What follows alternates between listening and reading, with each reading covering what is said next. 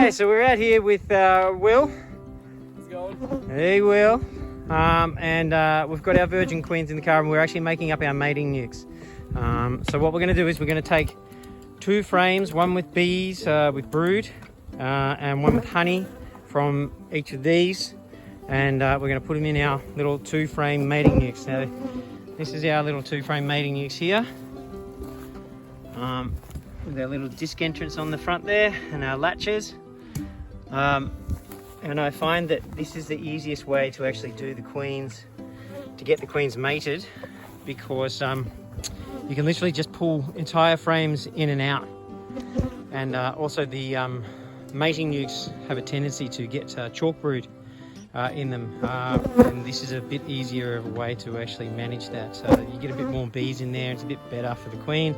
And apparently the size of the frames means that they actually mate better.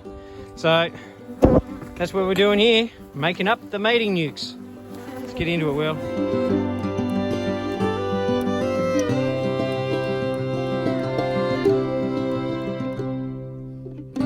Alright, so we are at the orchard. Here we are, beautiful.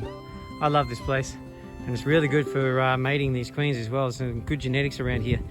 So we've got our mating nukes. We've got 1 set up here, 4 there, we've got 3 over there.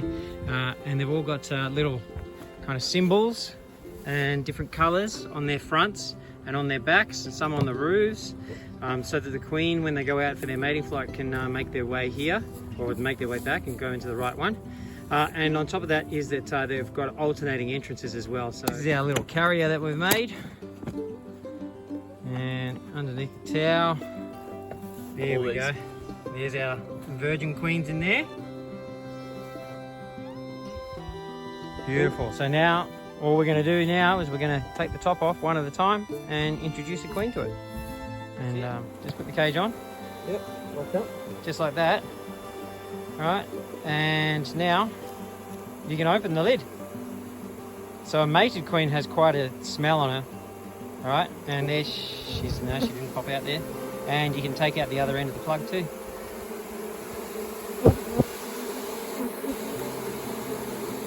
She's still in the cage. Okay.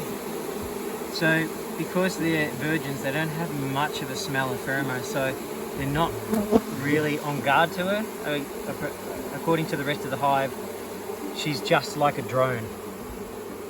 So they don't mind her being there. The nurse bees, some nurse bees will find her out and kind of go, oh, you're a queen, all right, I'm going to feed you.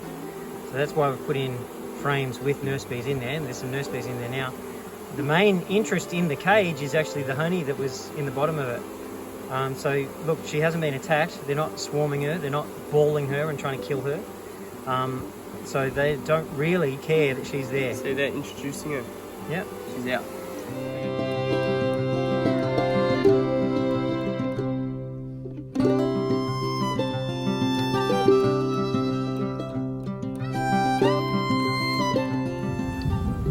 So yeah, the advantages of hatching them in these cages and in an incubator is you can check them, make sure that they're all okay. There's no point putting in one with damaged wings or damaged antennae or legs or anything like that. So make sure that they're healthy before they go in, and you can wait a day or 2 before you actually put them in there, so that they build up strength in their bodies, which helps with the acceptance, because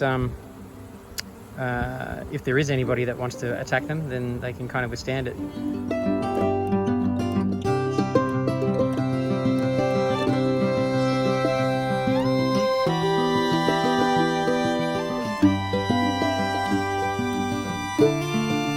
All open, flying and happy. That's the wrap. So see you in 2 weeks, yeah? Yeah. It's gonna mate. They'll be big, fat queens. That's the way. Big, fat, healthy queens.